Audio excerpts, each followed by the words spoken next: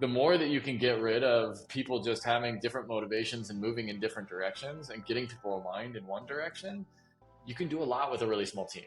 And like that to me is the goal of all of your first hires, is to be very focused on getting people to have alignment.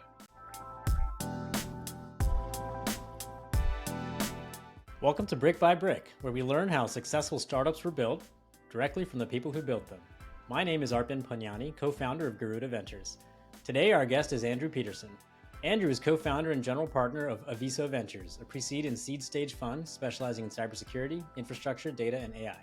Previously, Andrew was co-founder and CEO of Signal Sciences, which was acquired by Fastly for $750 million in 2020.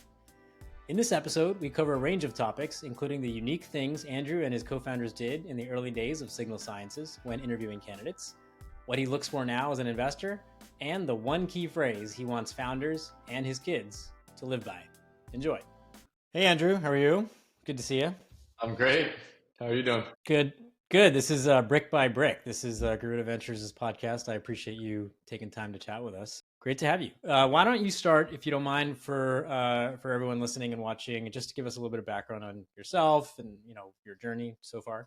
So I've been doing software and technology businesses for over 20 years now. I have a background actually in a bunch of different parts of technology. Started in ad tech. I've done some e-com. I've done some medical technology work. Probably most recently, and what I've been spending a lot of my time on over the last 15 years is in cybersecurity and software infrastructure. Started a company called Signal Sciences. We built that from essentially zero to a $100 million run rate business that we sold a little over 3 years ago to an infrastructure company called Fastly. And since that, I've been trying to spend as much of my time actually giving back to the rest of the startup community. I was very fortunate enough to get a lot of help from other people along the way as we built and had a really successful outcome in our startup journey. And so I've been trying to kind of pay that forward and use some of those very oftentimes painful lessons learned that we had to pay that forward, and have been doing that in mostly in a function around having a fund that we invest out of, and that we've been very lucky to be able to do some co-investing with you all at Garuda as well. So that's what I'm spending my time on lately. And otherwise, I have two young boys under 3 years old, and so between those things, I'm keeping my hands full most of the time, both physically and metaphorically, I guess. Yeah. I have 13 and 9, a little further ahead, but I empathize. My co-founder has 2 little kids as well. So yeah. Amazing journey. I, of course, know it very well. Thank you for setting us up. We're going to get into all that. So thank you for that sort of tee up. But let's start with Signal Sciences, this amazing security business you built, and again, an amazing outcome as well to Fastly in 2020, I believe. So just go back to the beginning. What we're going to do here at Brick by Brick is talk about these early stories and what it means to do the messy, hard work of building software businesses and businesses in general. So that's what we want to dive into with you. And then we'll talk about your investing work and your thoughts on the market we're in today, et cetera. So just go back to the start a bit. Take me back to how you met Nick and Zane, your co-founders. How did you guys meet? Why did you guys decide to do this company? What was the why behind starting a company, and kind of what was the gap you guys saw in the market? So we were very fortunate enough to be able to actually have work experience together before we started Signal Sciences. We all worked and overlapped at a company called Etsy, and it's a global marketplace. It's based out of New York, and so we were all in New York working together there. We were literally on the same sort of engineering and product team, working on building a bunch of infrastructure for the company there. I was in a product function. The other 2 were in engineering leadership functions, built a bunch of both internal like security and fraud features together, but then ended up kind of going off in our separate directions and running different parts of both product and engineering teams while we were there. We got a lot of exposure to some unique problems while we were at Etsy, specifically because a lot of people don't know this from the Etsy brand. People know the consumer version of Etsy, but they don't really know the technology version of Etsy. And we were doing what's now called DevOps, and all the things that sort of come along with that, like 15 years ago. And um, that, is sort of a harbinger of a lot of things to come for the entire industry. But the core piece of what that meant was we were doing very different things around software development practices than other people have done in the past. And so that sort of forced us into this position of thinking about what changes from a security perspective when you're changing a lot of these models around what was formerly waterfall development processes, and now it's just sort of a continuous model. And I think that's where we sort of landed on a lot of the ideas around what then became signal sciences. And And so was that like a customer, like was there a pain point in particular during your experience at Etsy that said, wow, we think that's a global problem, let's go start a company? Or was it, we think we want to start a company and our experience at Etsy sets us up well for that? Yeah. yeah, there were sort of two things. I think one, that there was like clear pain, and there was like a clear different way that we were tackling that problem while we were at Etsy. And the clear pain was that, like, historically the way that you sort of approached AppSec was, well, we're doing this waterfall model development, and so like at some part of the waterfall, the code gets securized, right? Like you pass it on to the security team. The security team like fixes all the security problems, and then it goes out into production and it's perfect code. Um, Turns out like that's not actually really true, even when you were going through that waterfall process. But that's sort of beside the point. But when you're moving away from the waterfall process, where you literally don't have time to review everyone's code from a security perspective, we were sort of living this security practitioner life of, well, there's going to be, vulnerable code that's in the wild, and like we don't have any uh, excuse or even a system that we think that we are secure, right? Like we're far away from being able to even sort of convince ourselves that we're secure. And so in that world, how do you approach a world where you know that you have sort of problems in live production? And we were able to, honestly, we learned a lot of stuff from the ops team and what they were able to do for saying, hey, we're going to move really fast. How did ops really make an evolution there? Is that they got a lot of visibility into what was happening in the production system, such that we could use the tools that we were building around being able to launch like changes to the website in order to fix the problems really fast. And so we applied the same values to the security side and said, hey, if we have real visibility in terms of what attackers are doing in live production, then we can be nimble from a security perspective and actually solve some of the problems before the attackers are able to take advantage of problems that we have in the code. That was a bit of a, I think that continues to be sort of a dream of what you could actually Mm. do with a security program, especially with a fast ability to make changes in your code. But that was Mhm. that was essentially what we were trying to achieve, like with what Got we're it. doing. Yeah.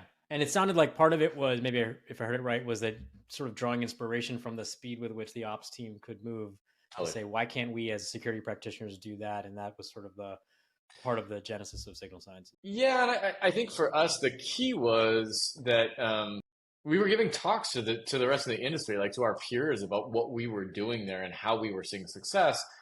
And I think the thing that really put us over the edge of saying, "Oh, we should go do this ourselves," is that we just got enough people coming back and saying, "Hey, we need the capabilities you have, and we don't have the resources that you've had to be able to build these capabilities in house.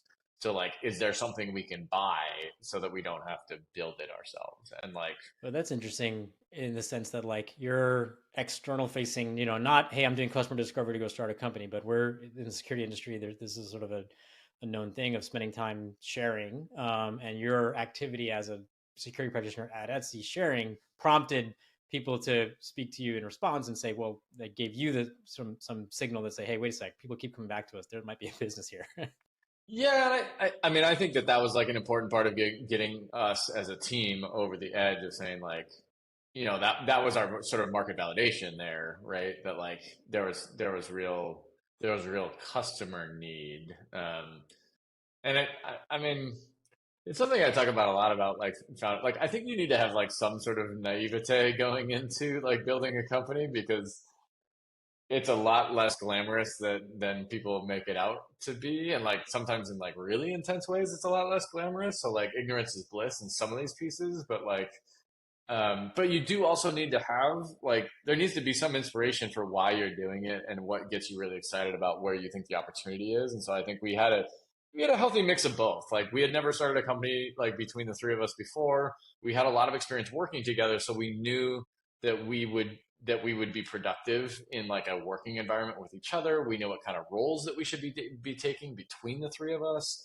and we had a sense of that. But like the best sense of what that business would actually look like was coming from feedback that we would get after giving talks about our work internally. Definitely topics I want to hit on a little bit more, on knowing when whether you should do it, how much is too much information, and some of these things. But that particular thing you just hit on was probably one of the next things I was going to ask about, was the dynamic with the co-founders. I mean, it sounds like you guys had a pretty good sense out of the gate. Hey, here's how we're going to slice up the universe. Is that pretty much how did you guys decide to break up, how you would prosecute, being a new company as the three of you? Yeah, I think there's a couple of different things that I tend to tell new founders that they should be having discussions with their founders about, with their co-founders about, and like I was lucky to have Nick and Zane like humor me, and we essentially did a book club at the beginning of starting the company with a book called The Founder's Dilemma, which like if you haven't read it, it's written by this HBS professor that basically took a big cohort of startups and tried to kind of uh, do research on figuring out what was the makeup of those startups and what's the makeup that predicts or leads to really good outcomes and stuff with companies in the future. And so like, but it's but it actually touches on some of these like really soft, what I'd call like kind of soft skill things, which is what's the role you take? How do you break down equity ownership within the people that are there? How many co-founders do you have? How do you like, how do you back into what's the right makeup? And like again, we sort of lucked out in the sense that like the short version is you are less likely to succeed if you're starting a company with a friend or a family member versus starting a company with somebody that you've actually done work with before. Because I think that it at least the take on the book was it naturally lends itself to understanding some things that are the strengths and weaknesses of different parts of the team, and we knew that stuff. I mean, like we sort of knew that going in, and so I think one of the things that we did particularly well, there were a lot of things we did not do well, but like one of the things I think we did well over time, both at the beginning and later, was let's just make sure that we're all being able to set up roles where we were leaning into our strengths and like and then taking advantage of those strengths. And by the way, like again, the needs of the team really change over the course of as you build a company over time. And so I think that's one of the biggest challenges for founders is how do you certainly need to sort of reinvent the company and you need to hire like new people in. And sometimes that means that different folks that you've hired earlier on just aren't really set up well for the challenges of the company at later points in the company. That's fine. But like founders, you can't rehire a founder, right? Like you can't really like replace a founder. So the founder, there's more pressure, I think, on changing the functional role and leveling up your own skill set over time for founders than for most other people within the company. That makes a And lot so of like, sense. Yeah, so it sounds yeah, it sounds like you guys take your perspective on it is, on a number of these things is, having worked together, you kind of know the implicit signals with each other. You know how they work when their back is against the wall, and those are sort of universal, not necessarily, about a category or something, or even a functional area. yeah, and like I mean, because I was a product manager and Zane was the CISO and Nick was essentially the engineering manager, like it kind of Yep. naturally fed into what Yep. our Yep. roles were anyway. But Yep. it's actually funny because there's a bunch of things about me and my past working experience that those two didn't know, and they were mostly the brain children of like the technology and how we were sort of going to approach the technology problem, and they were like, Right. you know, you know how to lead stuff, like, and you like you like management, so like will you join us in this? And I had a fair Right. amount of sales background. They didn't even know about that. And I also was like, Right. I'm a pretty naturally competitive person. I was an Good. athlete in college and like they didn't know that stuff about me either because Yeah. it doesn't really come out all the time. So, Yep. Yeah, like I don't know, I like as much as you know about each other from a work experience, like sometimes there's still a lot to learn after that. And like Yep. you're at such Yep. more extreme experiences when you're in a startup than you are in almost any other environment that like, there's bound to be stuff that you just have never seen about your partners before. So Makes you sense. still need that flexibility regardless of how much work experience you've had with the people in the past. Makes a lot of sense. Let's talk a little bit about founders on start a company. At some point, they think they've got something and they hire some people, pre-product market fit. And I want to talk about product market fit in a bit. But you know, as you guys thought about bringing on employees 1 through 10, whether you thought about it as 1 through 10 or just those first few folks, Sure. kind of how did you guys think about it? What were the criteria, if you will? Were you looking for example, domain expertise or grit, regardless of domain expertise?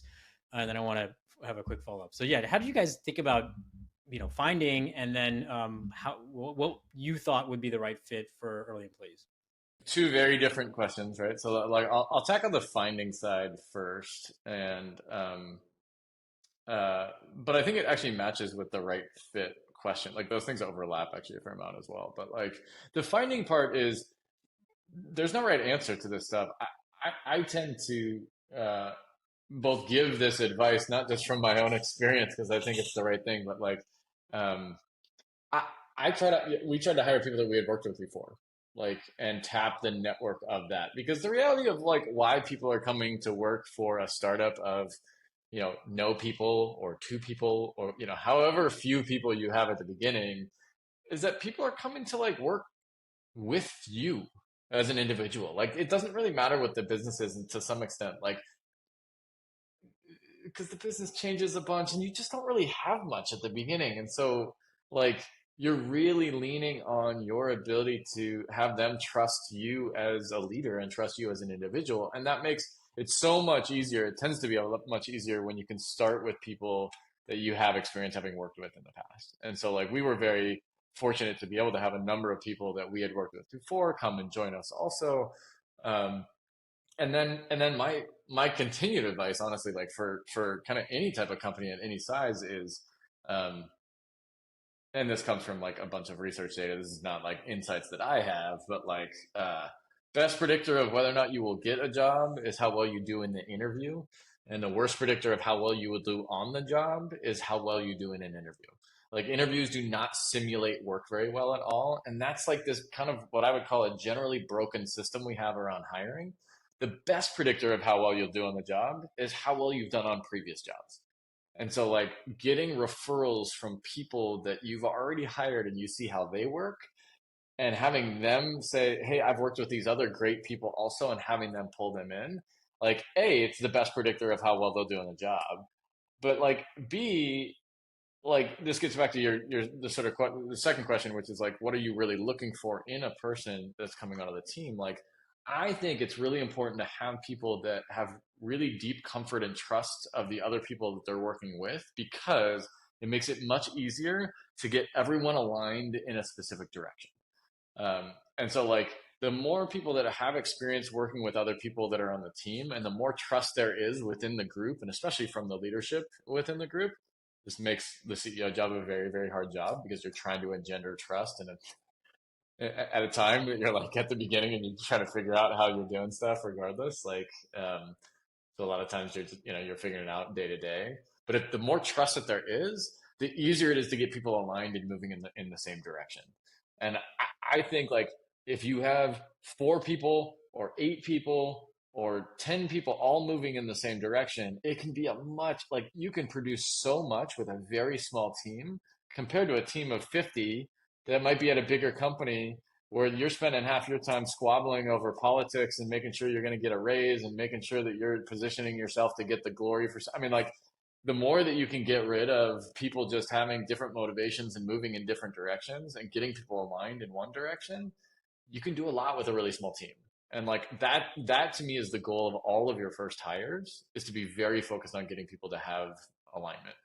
And in your guys' case, I mean, is this kind of learning after the fact, ex post, or did you guys, have the foresight to know, hey, we need an engineer, but what actually the most important thing is, will they swim in the same direction as all of us? Did you kind of know that at the moment, or this is kind of after the fact you figured that out? I think it's a little bit of both. I mean, like this is another thing that they talk about in this Founder's Dilemma book, which is like most founders, like most founding teams, don't have any experience managing or hiring in their past. Like it's like 85% of companies that do not have a single founder that has any management experience on them. Between Nick and Zane and I, we had recruited and hired and managed over 500 people between the three of us over our careers. So like we were in a unique position where I think we not only could have a bigger pool of people to draw on in the first place, of people that had worked for us, and hopefully they enjoyed working for us in the past. But like, management is a real skill of like knowing how to actually manage those people once they're actually in the company in the first place. So like, I think we had some natural both skills and we certainly had the experience of hiring people and had an idea about how we wanted to hire those people. I think we got better at how we hired along the way. I have some specific things that I think we did that were different, that were clever with how we actually sort of brought people on. That I'm happy to share that stuff also. Yes, Like, okay. let's hear some of those. So one of the things we did on the engineering front, because we were really trying to figure out this problem of like, how do we simulate work in the context of an interview? And what was not unique is that like we had coding, problems that we had people do on the engineering side. What was unique is that we called it $1,000 challenge. And what we said is sign a contract with us as a contractor. We will pay you $1,000. We will give you, we'll give you a machine. Like we'll ship you a machine. We'll have you work on a problem, and you can take as long as you want to actually work on the problem because we know you have a full-time job on the side. But like we value what you're working on. We want you to get access to our repos and our setup. Like we trust you enough to get to this point. We wouldn't do this with everybody. It would just be, this would be one of the phases in the process. And we value your time. So we're going to pay you for your time. But like we want to simulate actual work experience. So instead of being like, you have 15 minutes to solve this problem that's an engineering problem, which no one that doesn't simulate actual work, we're going to say, you do this in the amount of time that you want to. And the people that were highly motivated, they do stuff really quickly, but they go way over what we would ask them to do. And they would get some exposure to what our code base looks like and what the infrastructure that we're using looks like. And a lot of times, we were using Go. So that was kind of one of the selling points also, is that people wanted to get access to a new coding language. But like, we just did this in the context of A, it was a cultural thing. B, it was showing that we valued them and we valued their time. C, it was actually getting them up to speed so that when they actually did get hired, they'd already have a machine, they'd already have our code repository, so they could get up and go.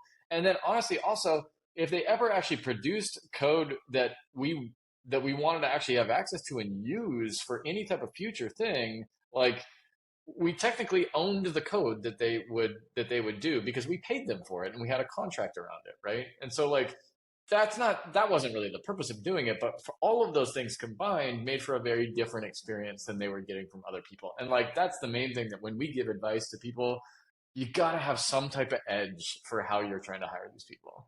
And certainly finding people that have worked for you before, that's great, but that's not always going to be the case. And as you continue to grow and you go from 10 people to 50 to 100, you got to think about how you differentiate like in that experience. What a unique idea. It's so creative, and it I think speaks to thoughtfulness about respecting the time of these early talent, because like you said, they've got other things to do. And this kind of I want to ask one more question in this vein and then move on to other stuff. But it's sort of a good segue, which is for if this situation arose for candidates who you like, they got through that very creative process. Maybe you worked with them before, maybe you didn't, and you had to close them. You're a nobody startup with a little bit of funding. How did you close people? What was the kind of thing, tangible or intangible, or things that got folks over the line to say, I'm not sure, maybe I got this other thing, Google wants to pay me a lot of money or whatever? How did you close candidates in the earliest days?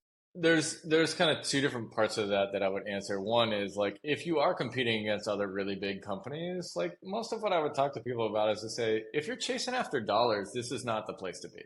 Like it's just not. Like it we I could sit here and try to sell you all day about how valuable our stock is going to be in the future, but it's like such early days that I would just not like I would tell people that straight up. It was like, hey, it might be worth a bunch of money, it might not be, but I don't think that's the reason why you would want to join here in the first place. And if you do want to like essentially chase the bigger dollar amount, or you need one of those big brands on your resume, like I actually encourage people to go do that. And I was like, I think you should do that, especially if that's what you want. But if you want to be at a place where you feel like you have ownership and you can build something special and you get to learn in the process and you're going to get like way more responsibility here than you would ever get other places, like those are the right reasons to come here. So that's sort of one side of it. But then the other side that I give advice to other founders on is that like every candidate that, especially like for an early stage company, like everybody cares about something that's different. And I felt like every single person that I closed, when I was really talking to them about like, hey, what's the thing, like what's the thing you really care about in the context of this? Sometimes it was healthcare. Like, and that was really, really important to people. And so we really talked about like how we thoughtfully went about creating like what providers that we chose and what type of like, healthcare plan we gave to people. Sometimes it was time off and having flexibility. And so we talked about what that looked like. Sometimes it was, ownership and what they wanted, in terms of either like the ownership might be equity, ownership might actually be like ownership of the code base or like their working area and what they want to do. So like all those things matter. The one thing that I would say that was probably the most unique and creative is like one of the candidates we were working with really cared about what their like home office setup looked like, and they were really concerned about their sort of the health like setup that they had. It turns out my mom's an ergonomist, and she had been that for 25 years, and she had actually done worksite analysis for a bunch of people. So I was like, well, if that's the thing you really care about, like, do you want like a free setup with like somebody that could actually really get you set up? And they were like, oh, that'd be amazing. And like, we did that. And of course, like feeling weird about, I'm calling my mom being like, hey, can you do this work for us? Right. Like, but I think it's part of the ethos of like what you want in a founder, which is just like, you got to be flexible. And at the beginning, you're not thinking about scalability. Like you're not thinking about how do we really scale this hiring process? You can't scale that hiring process, right? But every single individual hire that you make is incredibly important to the growth of your company, because going from 4 people to 5, that's 20% additional, right? Like capacity that you have. And so you got to go out of your way to do things that really move the needle at the beginning. And a lot of times that's a very unscalable thing that you're going to be doing to get that person closed. Makes sense. Anything else you want to cover on the earliest stages of very early stages? I want to move on to kind of scaling up a little bit. Let me know if there's anything else you'd like to add. I mean, I would double down just one more on that concept, which is like when you're early, let's say you're going from, even if you have a team of 10 and your hiring plan over the next quarter is to add 5 people, what other company have you been at where you add 50% more people in 3 months? Like, and when you're dealing in just full numbers, it's just, okay, it's just 10 to 15, fine. Like, that's not that big. But when you think about it in terms of culture and what's happening to like the team dynamics, it's incredibly like impactful to add that number of people and that number of different voices that are coming into the team. And so I would just encourage people, as you're thinking about adding people to the team, to be really conscientious of like of how the impacts are happening to the team. And one of the things that I think we did, again, I think we did right, was we tried to I would talk to people about this, about being like, look, new people are coming into the team, a lot of things are changing on the team, and so while we have values and we have culture, we're also going to be flexible about seeing that culture evolve and change as we add people to the team, because culture isn't just one person. It's not just me telling people what the culture is. Culture is what we do. And so I think like, a lot of people talk about culture and that being important. I think one of the things that is a good thing to embrace is the concept that like culture changes based on the people you have on the team. Yep. Yep. No, makes a ton of sense. I mean, at further along scale at Okta, Freddie Karras, CEO and co-founder, used to say this all the time. We were hiring en masse. And he would say something, if I have it right, to the effect of like, look around, like you're the early employees in 12 months. The new people are going to look to you and act like you. And so model the behavior we want. And it's a similar thing, but I would say even at hyperscale when it's going from 5 to 10. Right. So, yeah, I mean, like I was at Google we went from 3,000 employees to 30,000 employees over 3 years when I was there. Like, and so still an order of magnitude change, right? Like, so you can see it at bigger companies too. Like, and it's just as important. Cool. Let's talk a little bit about scaling. A couple of topics in this area that I'd like to chat about. So, you hear a couple pieces of startup advice often. One is, as founders, is, hey, give your toys away. And the other one is, nobody cares as much as the founders. How do you guys, how did you guys, and maybe as you advise founders, do you think about this? What seems like an inherent tension between, you know, let others run with the ball, whatever it is, sales, marketing, and hiring, um, anything else that founders are anything other than what founders are solely suited to do, which is lead the company, fundraise, etc.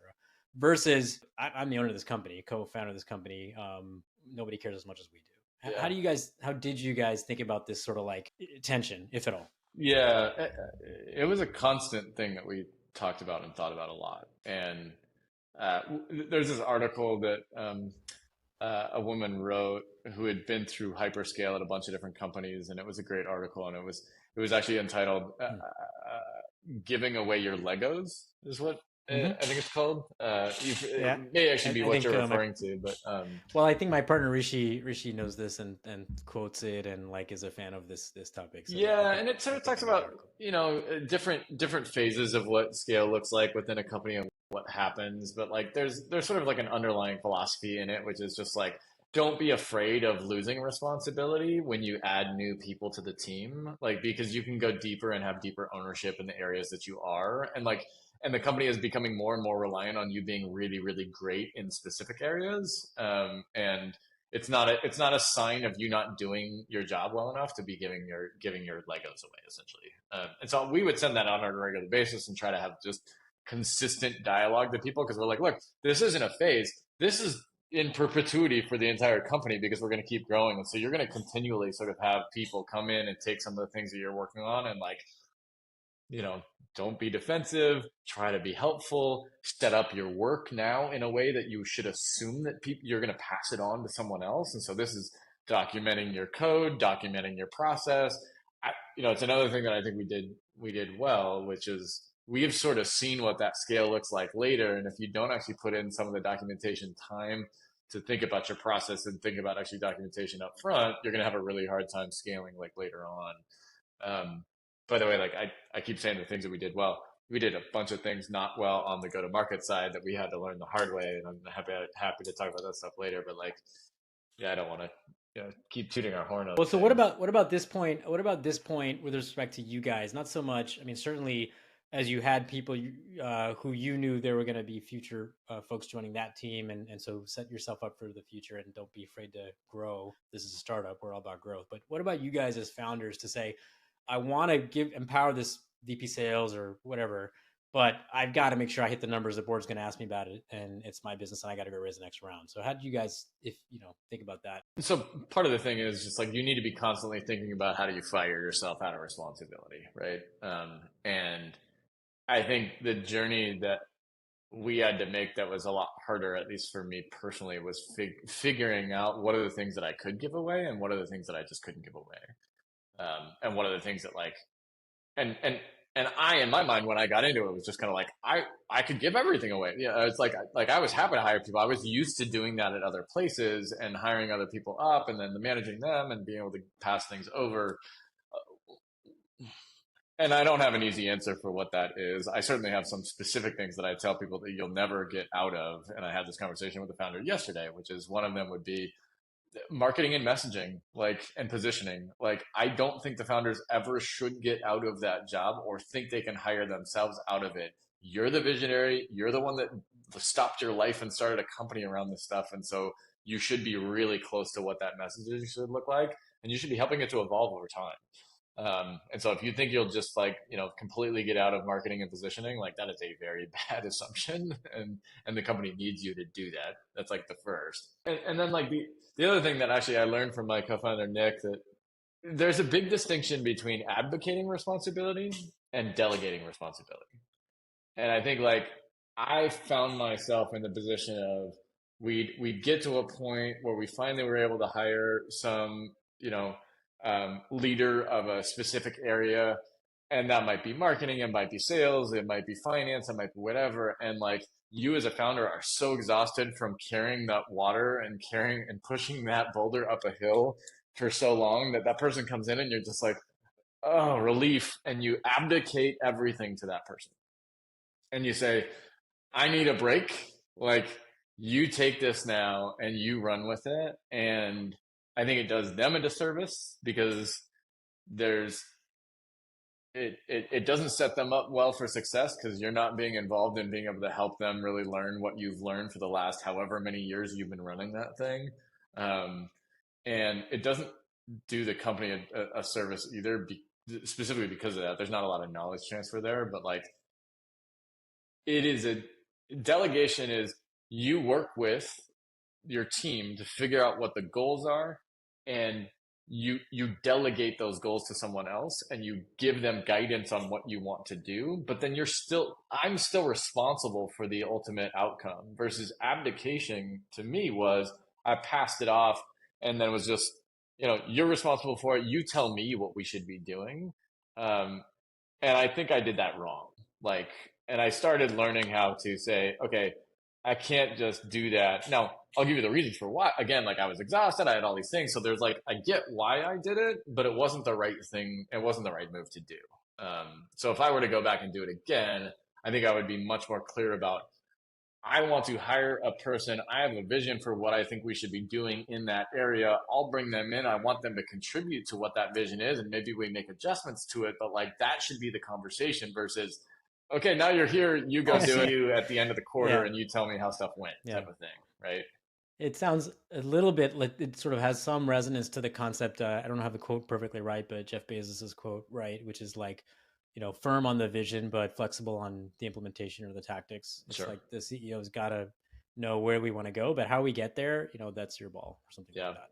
I just think that there are real trade offs in terms of just energy and exhaustion, and like you you're punching above your weight for so long and taking on so many responsibilities for so long, especially if you have success. Like, and this is the weird thing is that like if you have a bunch of success early on, it means you're getting pulled into things by customers and by investors and by you're kind of screwed if you have a bunch of success.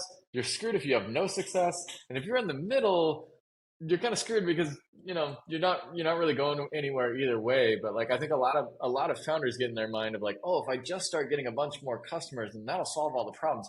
It'll solve some problems, it'll create others, right? And so I think that's where you can see, and I've seen founders get really exhausted because they're like, oh, we're finally there, and then these waves of new challenges keep coming on, and you just don't get a break. So like I get it. And I think really understanding how to manage that with this concept of delegation and abdication, and creating, vision and responsibility. And, that's all true. I think like maintenance and sort of creating discipline around how you maintain energy is maybe one of the kind of unsaid areas of founding like journeys that is really hard. Yeah, and I mean, I think it's an interesting topic around so much of where we spend time as pre-seed and seed investors, myself and you, and the folks we talk to is that day one, day zero stuff. But if you're lucky enough to cross the chasm into scale, it's a different skill set, it's different problems, and then it's a question of, is this the right person to keep leading this business? And ideally, yes, but not everyone is meant for that stage. You clearly were. You got the company to a certain point, but many people who are amazing at starting businesses maybe aren't amazing at scaling businesses. There's a lot of different skills involved in different areas. I think somebody once told me that like the scaling part of the startup is the hardest thing you'll ever do in your career, but you already went from the 0 to 1, and that's impossible. So you pulled off the impossible, and now you just have to do the hardest thing you'll ever do in your career. So I try to remind people that when they're in the depths of the scaling problems, that you already pulled off the impossible. Like, so, all you have to do is just the really hard thing. Right. I love it. And actually, so I'm going to skip back in time in the sequence of a company. One more question in this, and then I want Sure. to move on to, what's happening in the market, some things we're talking about, and some of those things. But just going back to post Sure. day one, but pre scaling, I want to talk about product market fit. This is the magical thing everyone in the business of what we do is Yep. looking for. So, what did that feel like at Signal Sciences? How did you describe it? How did you know it when you had it? It's different for every company. It's probably different by category. In your guys' case, when did you know, and how did you Yep. know that you had PMF? I think for us very specifically, and again, this is sort of like a conversation I end up having with a lot of founders is the reason why you get into creating a company is because you see a problem that's unsolved, typically. And you say, I'm going to go solve this problem, and there's a gap in the market. And I think when we entered into doing our business specifically, we really didn't want to be associated with the areas in the market that at least to our perspective had created those gaps because the technology was not good and it didn't have a great reputation. And so we were like, well, we're not gonna do that, and we're not gonna label ourselves as that. We're gonna do this other thing.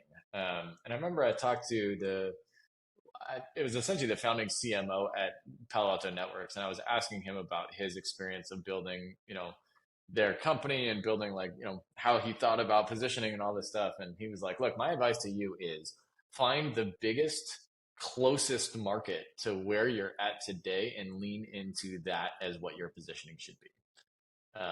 And he's like, that's what we did at Palo Alto Networks. And like, we absolutely did not have all of the technology that was associated with that other market, but like it helped other people orient and it helped us get budget to stuff that they were assigning to these much larger budget areas than what we had at the time. And so for us, I think that moment was when we started to embrace the fact that we were getting into the web application firewall space or the WAF space. Um, it changed our messaging, it changed how we talk to customers, it changed literally the marketing message on the website. Like we changed all that stuff, and it took a bit of pride for us to like say, okay, well, we have a WAF in the space because it was part of the reason why we built the product in the first place, is because the products that were in that market in the past had not solved the problems that we had as practitioners. But once we did that, it was really easy for customers to orient around what we were, and it helped us to create a roadmap for the future of what we needed to build and all of that. And so it's not the way that I talk to other companies now about how to identify product market fit, but it was really the turning point, I think, for our company to embrace that market positioning.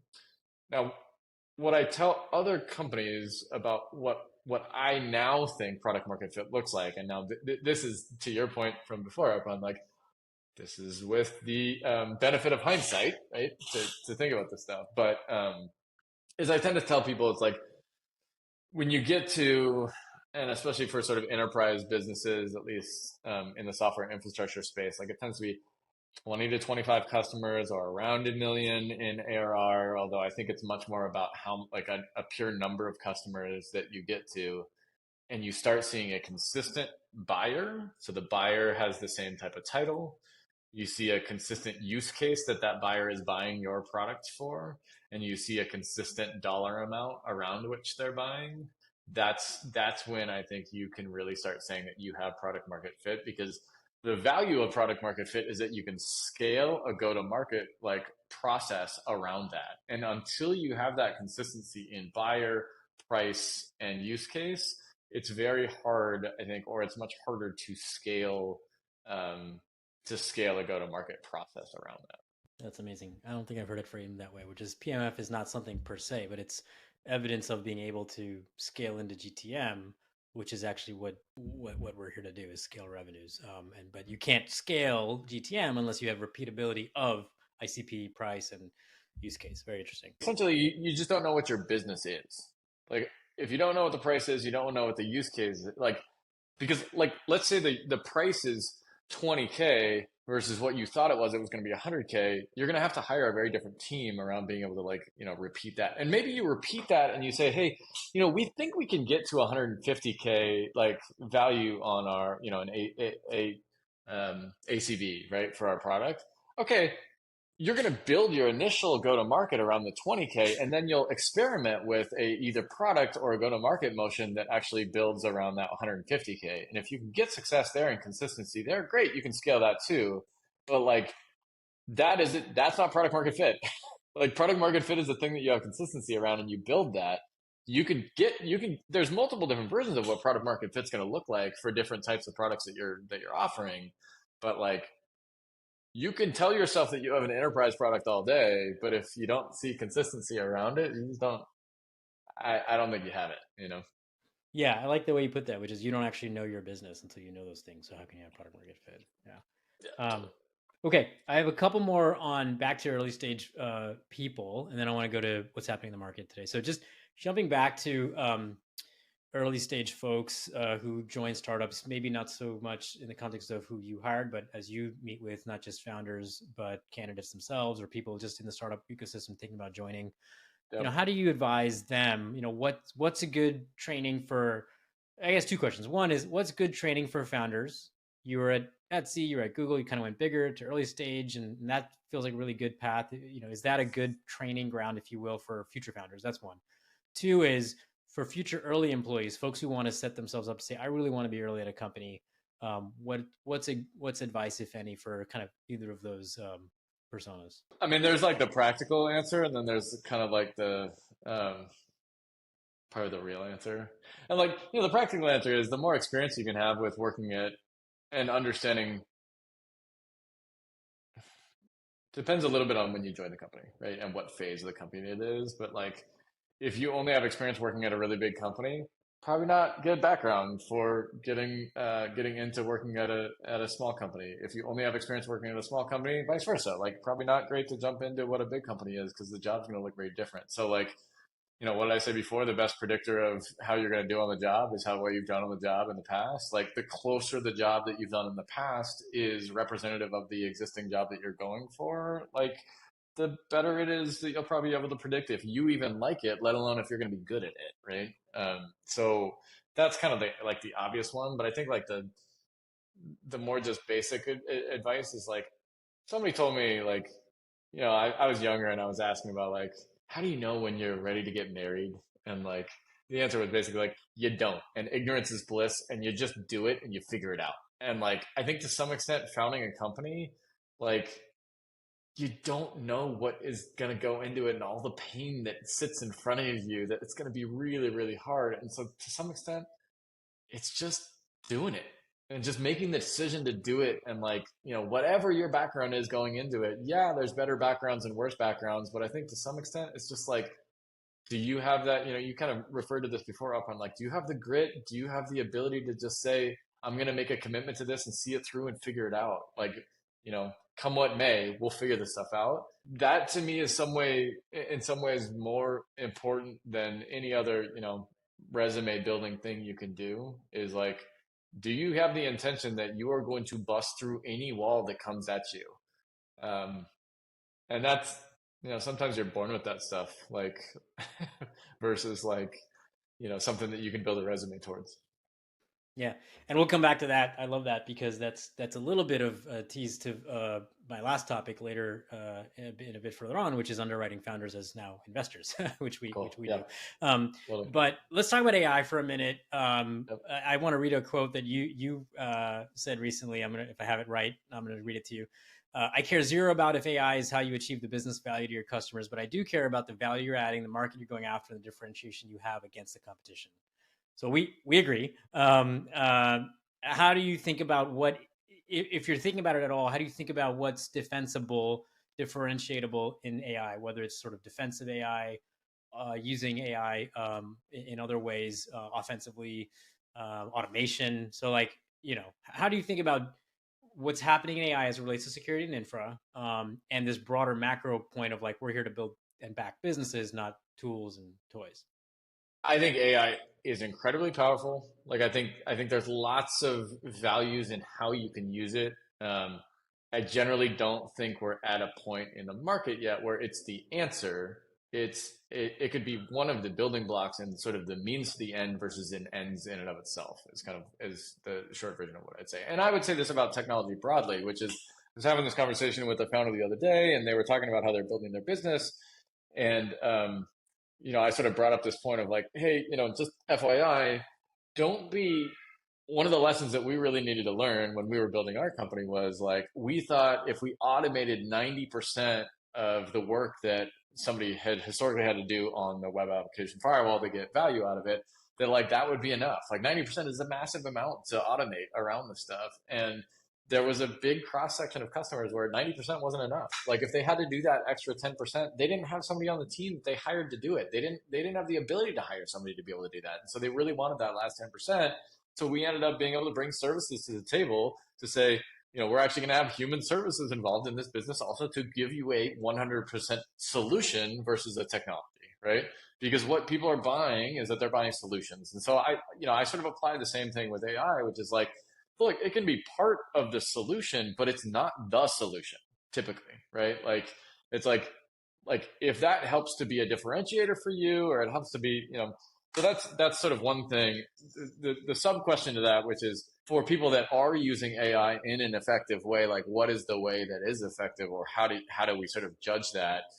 And the first question tends to be like, what's the training data that you're actually training off of? Like, do you have some special and unique set of data that you get access to that others don't, that you're actually training these models on? Or is this just kind of an out of the box, you're using essentially the same access to the same, GPTs or generative AI backend, um, to be able to solve a problem that essentially like you just have a really, what I'd call like either shallow or thin moat around what makes your differentiation different than someone else. And so that's where it's like, I tend to think differentiation comes a lot more from all the rest of the stuff that you build around the AI, and the AI can be something that like makes it so that you're just, if you're savvy about using it, you can automate a ton of it.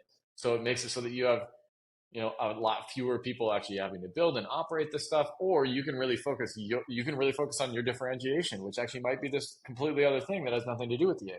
Like, but that's the way that you create the differentiation. So like, I guess that's ultimately why that is sort of the etymology, or I don't know, I guess the history of where that comment come from, is that like, I love if you're using AI, that's great. It's not the only, like, like if that's the means of how you're achieving the value that you're actually getting these solutions in front of customers and they're getting to that, that's fantastic. But if you don't, and you're literally saying, hey, we're just using like cron jobs and road automation, like that's, that might not be defensible deep IP, but I think you're really onto something, and there's a way that you can actually get around that, right? Like to be able to solve for something that's unique. So Makes sense. So you're thinking about in terms of like weaving AI into a broader product vision, not it may be the tip of the spear, but it's not, certainly not the product unto itself. It's got to be a product. It's got to be something that customer out, not technology in, right? well, I mean, it gets back to something that you were already touching on, which this might be a good time to talk about it, which is just like, well, and then as an investor, how do you reconcile some of these things? Which is, okay, look, your whole product actually might be AI, and it might revolve around saying, hey, if we can get this AI piece to work, we think this is going to be a really revolutionary way to approach this problem set. We don't have it working now, or we have it working in a very limited set, or the customers that we have right now are really using a Wizard of Oz, like very human driven thing. And we think that we can, once we get this sort of up to speed and it's a more mature system from an AI perspective, that we can replace some of the systems that we're doing. Okay, all that stuff is fine. But when I'm evaluating it as an investor, I'm saying, hey, that's risk. And depending on like how much or how little they've actually made in terms of progress on being able to show a production end-to-end solution with this AI setup, to me, the less of that they have, the more risk I have. And so the way that I would then think about how to offset the risk for me and the LPs that have put money into our fund is to say, well, then if it's a lower price point, then I can offset the risk with a lower price point, essentially, like from a justification perspective. And so like my advice for founders tends to be like, the faster and the earlier you can either get production usage, the faster you can get revenue within the company, like, and having customers actually pay for it, like that puts you in a position to de-risk the investment for the investor who's putting money in, such that they will be more comfortable putting money in at a higher valuation point for your company. And the less you have of that, the lower the valuation is going to be needed, at least for our perspective on how we do these investments. Yep. And it's a perfect segue to, I think, good final topic, Andrew, which is your current role, your newest act. Same with myself. After my time at Okta, you've been angel investing for a while. You've now formalized a fund around that called Aviso Ventures. One of your co-founders, Nick, is your partner on Aviso. Your other co-founder from Signal Sciences is a partner in Jason Horowitz, focusing on similar stuff. So you guys are a bit of an investing mafia, it looks like. Let's talk about kind of what are the common threads, in your investing activity to date. And of course, it's a very long lead time kind of business, but what are the universal themes, or I should say, what are the kind of common threads of the companies you've chosen to back, whether they work out or not? What are the things that you sort of see as a similarity through lines across those founders and situations versus the ones you, for rightly or wrongly, chose not to back? What's sort of a commonality around them? Is it you knew them before? Is it you knew that pain point in particular given your background, or something else? I mean, having hands-on experience of having, obviously founded a company, like it certainly plays a role in how we evaluate like the companies we have. I think it, to me, it plays a bigger role in how we feel like we can add value to the companies after we've invested in them. And that, like, that's probably the most meaningful thing to the founders when we're actually talking to them about this stuff, is that, like, we feel like you're recruiting some people that can give a lot of perspective on a lot of different areas of the challenges they're going to be facing of the future in the companies. I think when it comes to evaluating the companies themselves, like, we we like people that have personal experience working in the problems, right? Like, so surprise, surprise, like we started a company that was in a space that we actually had experience actually solving and struggling with some of the problems ourselves. So like we tend to like that, and that's kind of a bias for us. We really like people that are building, what I'd call uh, meaningful IP. Like there's like something that's very defensible from a technology perspective, because it's just, I think part of our ethos is saying we want to work with people that are trying to do real innovation when it comes to the technology versus, you know, another way to do this is like kind of piecing together, different sub technology pieces that you didn't actually build yourself, but you're building a business around that. And like, look, there's no problem with that. It's just a business that I don't think we don't know that type of business as well, and I don't think we can add as much value in that sense. And I think the last thing that like we look for, but it's a much harder thing to measure at least before we make the investment, is like, something along uh, how fast people learn, what their grit is, what their interest level is, and uh, going breaking through those walls, like that sort of metaphor that I talked about, or that story that I talked about before, which is just like there's something that's just part of that team's ethos, is like, I don't care what the problem is, we are going to go solve that thing, and I will push a boulder up the hill until the end of the day, like until the end of time. That, I mean, I love that in a feeling that you get from people. And what I would say is that what's interesting actually about having, done a number of investments, and some of these are companies that we invested in, some of them are companies that like we've just followed along with and tried to be helpful over time, having not actually made an investment ourselves, is that like I think that there really is something to be said for the companies that are taking feedback, making quick changes to what they've been doing and changes to their approach, and integrating that feedback into adjustments that they're making in the business.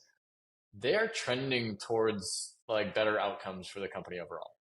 Like, and so you don't need to start way ahead, and you don't need to start with like this. And sometimes the folks that get like really good starts out the gate with their startups, actually, like sometimes that can be a disservice to them, because it's the curse of competence. Like if you get too overconfident that you're not like constantly trying to make changes and find an edge, sometimes that can actually work against you. So it's a really important lesson, I think, for founders, is that challenges and adversity in the context of building your company is what makes your company.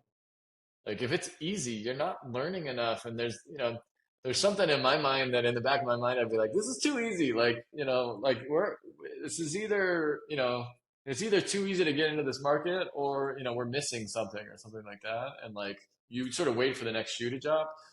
If you really battle through some adversity and you get to the point where you're having a lot more success, I think like it makes you feel like you have true confidence in where you're at, because you worked really hard to get there. So And by definition, there's some sort of an implied moat, because it was hard. Someone else isn't going to necessarily do the thing because it was hard, and they'll yeah, bang the other way. absolutely. Yeah, Um, yeah. I mean, I think yeah. two ways to say, or another way to net out, and we think about this a lot as well, is grit or whatever we want to talk about it. We think about it a lot. And the Yep. other is, in a word, if I would say, if I may, is slope, rather than Yep. kind of, like what's the cycle time or the slope. It doesn't really matter where you started, but how fast are you cycling. Both of those are critical things for investors, for you founders out there who are looking to raise capital, and for us as investors, to pick those kind of, and hopefully get to partner with those kind of founders. All right, cool.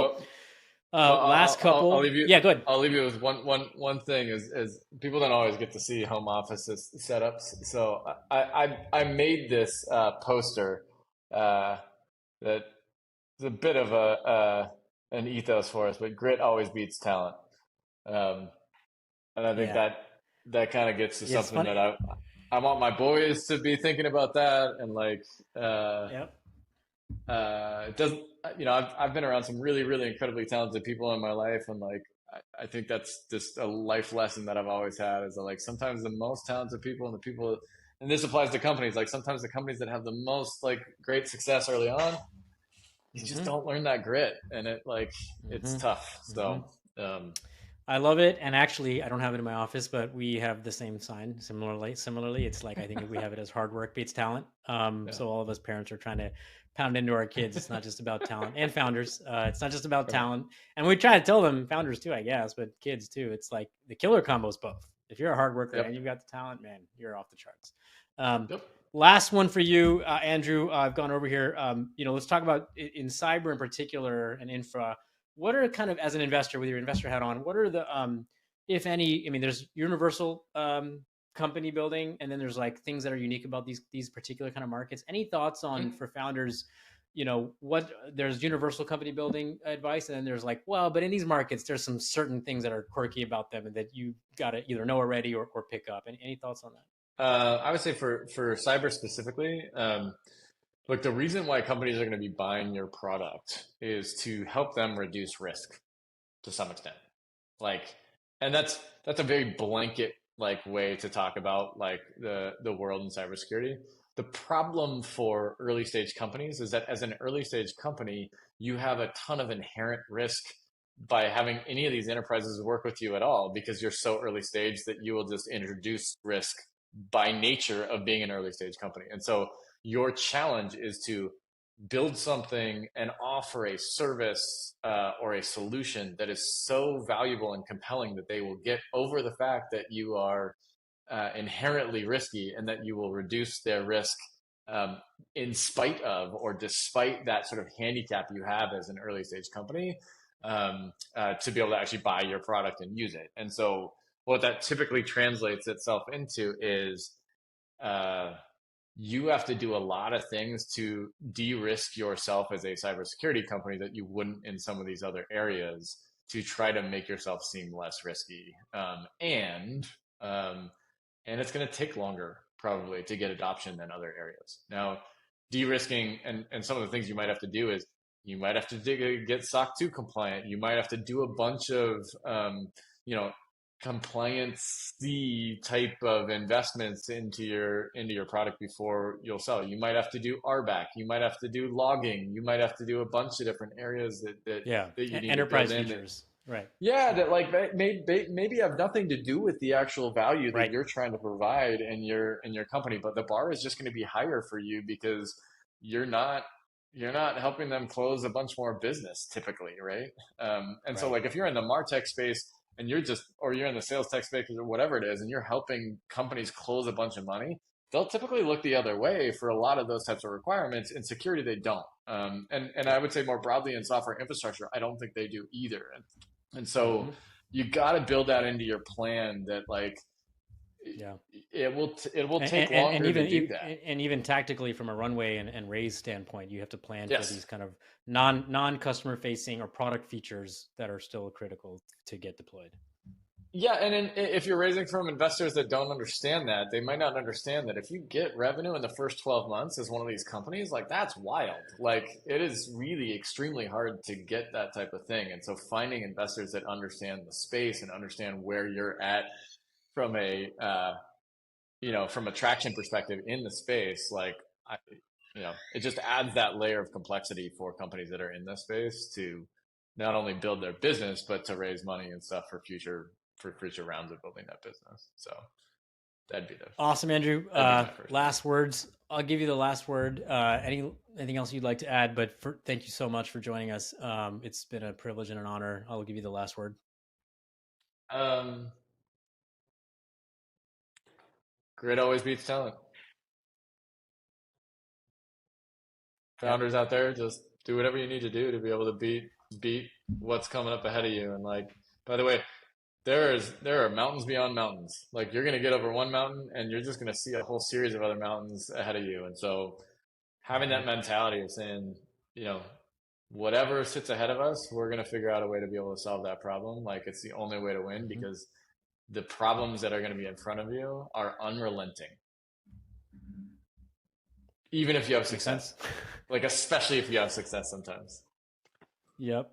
Success begets more problems. Awesome. I love it. Thank you, Andrew. I look forward to doing more, partnering with you more on investing. It's been great to get to know you over the last couple of years. We're co-investors in a couple of companies, hopefully more. And in general, you're an awesome advocate for entrepreneurs and founders. And reach out to us, reach out to me, reach out to Andrew and Aviso. And thank you again for your time. Of course, you have many more to come. Thanks, man. Take care. Bye.